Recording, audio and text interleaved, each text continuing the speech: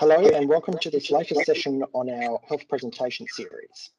This week we're going to be having a look at shoulder health and preservation. As always in these presentations, I encourage open discussion and sharing. We probably have close to 50 years worth of wheelchair user experience in the room at the moment. So if you have something to share or a question, please don't be shy. So why is shoulder health important? As a wheelchair user, particularly a manual wheelchair user, but certainly for power chair users as well, your shoulders are arguably your most important body part. Not only do they push your chair, but they also facilitate transfers, help you reach for things, as well as doing all of the other things that shoulders do for able-bodied people. Unfortunately, shoulders were never designed to do this kind of additional work, and so the rates of shoulder problems amongst wheelchair users is significant, which leads to poor health outcomes. This presentation will talk about shoulders and shoulder health so that you can protect yourself and continue using your shoulders for as long as possible. So to start this presentation, I thought it would be helpful to think about what your shoulder is, what it does, and what it wasn't designed for. It's probably the most complex joint in your whole body. It's formed where your humerus or upper arm fits into your shoulder blade. It has a key difference compared to other joints, which is its range of motion. It's the joint that has by far the greatest range of motion in your body. This allows it to do remarkable things and move in huge amount of directions, but does leave it particularly vulnerable to injury and misuse. So someone explained this to me a few years ago, and it was quite helpful in thinking about what the shoulder is. If you think about your shoulder socket, it looks like a shallow bowl or a plate. So we can see in the picture there where the shoulder connects into the collarbone.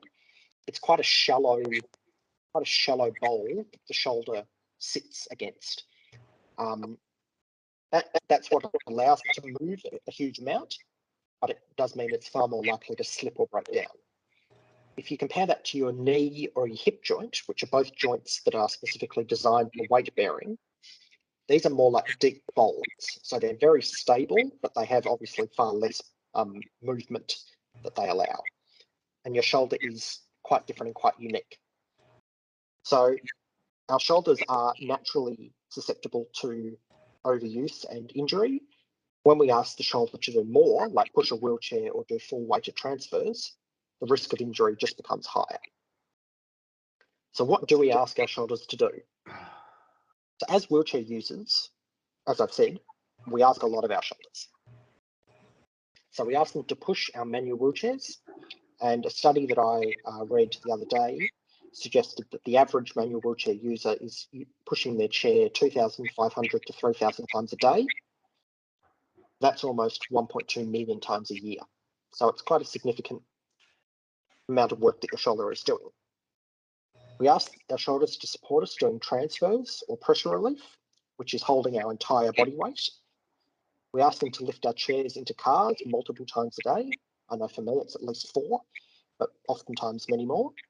We ask them to reach for things, stretching way above our heads and way out in front of us because we are naturally in a lower position. And on top of that, we ask it to do all of the other things that able-bodied people do with their shoulders every single day. So when you combine all of those things, it's unsurprising that somewhere between 70 and 90% of manual wheelchair users will experience shoulder issues.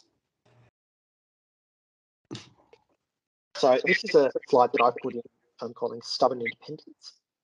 As wheelchair users, I'm sure we're all guilty of this, we pride ourselves on being independent.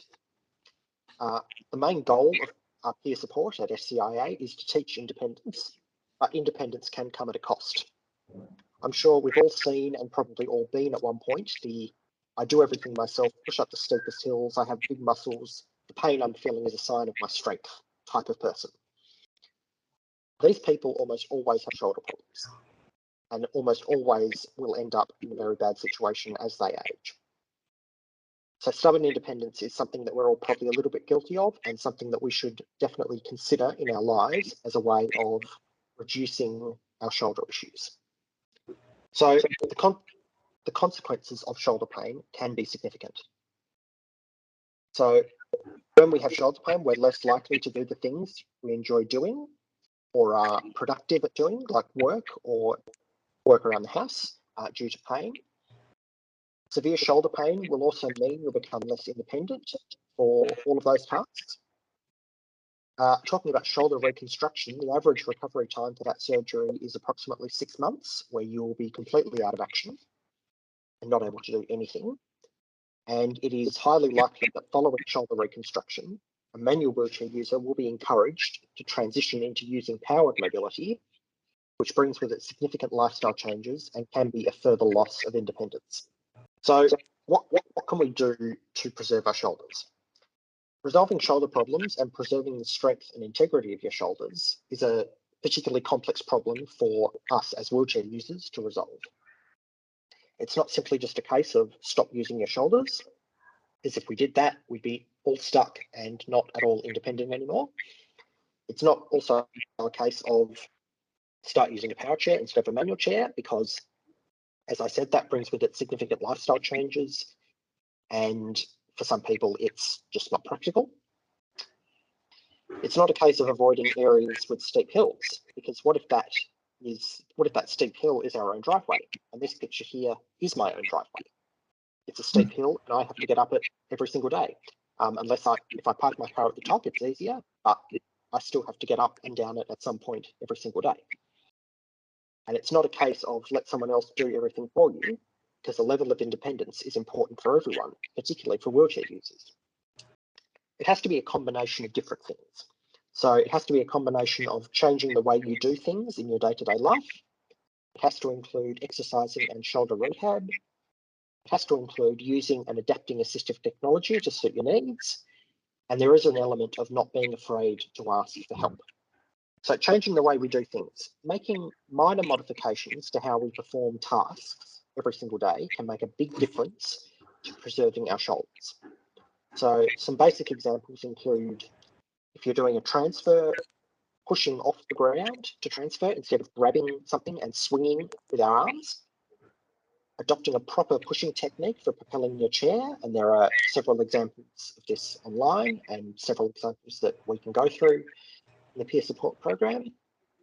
Being mindful of the weight of things we're trying to lift and doing it in a different way, remembering that when we're seated, we can't use all of the other muscles in our body, like our knees, our hips, our back, our core, that we would if we were in a standing position. So we are relying on our shoulders a lot more.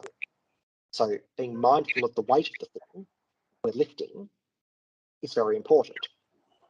Being aware of how your shoulders are placed when you're doing things can make a big difference. For example, having them closer to your body can utilize more of the muscles in your core or your back, and not rely on the shoulders and not put them in a position that they're likely to slip or injure. So the team at Neuromoves have provided a couple of very basic exercises that we can do to help with our shoulder integrity and our shoulder strength. So placing your arm against a door and pushing against it in a position like this, doing a similar position lying down, using a resistance band on a door and pulling across our body, and simply retracting, pulling our shoulder blades in, can all help to help with shoulder integrity and strength. And if you do need more advanced shoulder rehab and exercise regimes, please get in touch with Neuromoves Canberra or your local Neuromoves team, experts in exercise rehab for spinal cord injury, and we'll be able to direct you in the best way that works for you. So using different kinds of assistive technology and used it properly can greatly reduce the amount of strain you're putting your shoulders through. So power assist devices such as the Smart Drive or other lightweight power chair add-ons driven by a joystick, or even something like the Baytech, which we have pictured here, they're all designed to reduce the amount that you're using your shoulders when moving the chair, and they're all designed to save your shoulders. For those of us in a power chair, utilising something like vertical reach, so something that lifts you up to a higher level, can be very useful, so you don't have to lift your shoulders above your head to reach things off a high shelf. Grabbers can also help to reduce the amount of times that you need to get things off high shelves or off the ground. And all of these things in combination with each other should be something that you would consider to use to help preserve your shoulders.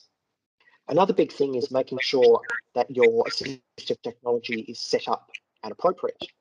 This can have a huge difference on your shoulder integrity. So for a manual chair user, finding a chair that is as lightweight as possible will make a big difference to how much energy your shoulders need to exert to push it. The materials also make a big difference. Certain materials will absorb vibrations and make it easier to push. The width of your chair, making sure it's not too wide, will also allow your shoulders to sit in a natural and comfortable position and maximize the amount of energy that you can put through them when you push. The depth of your chair will sit you naturally and prevent slouching. Your center of gravity, how tippy your chair is, makes a big difference to your shoulders for two reasons. Firstly, it determines how much of the rear wheel you can access without overextending your shoulder. And secondly, it takes weight off the front casters and puts weight on your rear drive wheels, which makes the whole chair easier to push and so exerts less force through your shoulders. This is the slide that I'm sure all wheelchair users and everyone with a spinal cord injury probably struggles with. I know I certainly do. Don't be afraid to ask for help if you need it. Everyone, doesn't matter if you're disabled, abled, whatever, everyone will need to ask for help every now and again. There's very few people who will be able to go through life from birth to death without ever asking for help. If you're unable to do something, whether it's lifting something, getting your chair up a hill, or transferring, if there's no other option and it risks serious injury to you, ask for help. It's better than risking your body. You're still in charge. This is something which is called verbal independence, and I'll just quickly explain for anybody who doesn't know what verbal independence is, what it is basically. So it's for those moments where you do need help. It's about putting you in charge of what that help looks like. So it might look like telling somebody exactly where and how to push your chair if you need help getting up a hill. It might look like telling somebody where to place something you need lifted so that you can access it again successfully. You're still in charge. Be confident to tell the people around you, if you need help, exactly how you need that help and exactly how they can help you. So just a few takeaways before I will go to questions and comments. Just to conclude, pain isn't normal. Pain is our body and brain saying something's wrong here, fix it. Shoulder pain is not just something for wheelchair users to accept, and certainly something that isn't to be proud of. There are many options out there to help with shoulder pain, from practical adjustments you can make through to exercises and in severe situations, medical interventions. Don't suffer in silence. It's okay to ask for help. And yes, that is just about all. Were there any questions that people had or comments that people would like to make? One question is, those that are professional athletes, they lift weights and all the rest of it, they don't tend to, and they strain their shoulders, they don't tend to have as much ladder-like shoulder ability. And yet they could be doing things a lot more, taking their shoulders to the limit a lot more than what us as wheelchair users are doing. What's the purpose of, what's the reason behind that? I suppose it goes back to what I was saying before about doing it in a controlled way. So doing it under the supervision of experts. So they will have, so those professional athletes will have strength and conditioning coaches. They will have physios. They will have people who are experts in muscles and ligaments and tendons, who will know exactly how to push them to get maximum result without injuring them. So it goes back to what I was saying before about speaking with somebody, for example, like the neuromoves team here, or a physio or a exercise physiologist, or even your doctor, speaking to those people to get the best advice for being able to use your shoulders without being able to overuse and injure them. I suppose a second thing is that people who use their legs normally, the odd one or two will, no matter what it is, they will require knee replacement. You know, it's they haven't strained it. It's just part, you know, just bad luck that they need a knee replacement. It can be like that for shoulders as well. Absolutely. Yep, absolutely. I guess the difference is, as we saw before, the shoulder really isn't designed for the kind of work. So the chances of an injury just being bad luck, as opposed to something that has been caused by overuse, is quite a bit different when you're looking at knees and hips versus shoulders with manual wheelchair use. Were there any other questions? I know we had a couple of power chair users in the room today. Were there any comments? Yeah, Yes, I found that interesting that it sort of applies to us. I was quite surprised at that, but when you described it, we do sort of lift our body quite a few times to get comfortable, and I hadn't sort of thought of that. So yes, it does apply to us. Yes, yeah, and you're reaching above your heads to grab things. You're overextending your shoulders in ways that they weren't really designed for. So you're not pushing as much, but you are still using the shoulder. That's right, and I think we're all guilty. Even though I have the rise function on my chair, sometimes it's easy just to reach up and grab it. I'm guilty of that. Certainly, yes. Patrick, when I was at the gym at the Prince of Wales, the recommendation was to do 20 minutes of hand cranks twice a week for cardio. Now, I like to do about 30 minutes every day. Now, is that likely to cause any problems? That's not something that I can speak on. I'm not an expert in the medical side of things. That would be a question to direct towards a physiotherapist. Okay, I'll do that. Or an exercise physiologist. Yep. And take their advice in terms of what you should be doing to preserve Their your shoulders. advice seems to be, if it doesn't hurt, it's okay. If it hurts, stop. That's generally a pretty good rule to live life by. Yeah. Yes. I'll conclude it there. Thank you for everyone who's attended today, and thank you for the comments and the questions that you asked. And as usual, for anybody who was unable to attend today, this presentation will be recorded, and the recording will be put up on our YouTube channel sometime in the next week or so. And thank you for everyone who came. Okay, thanks a lot, Patrick. Thank you. Thank you.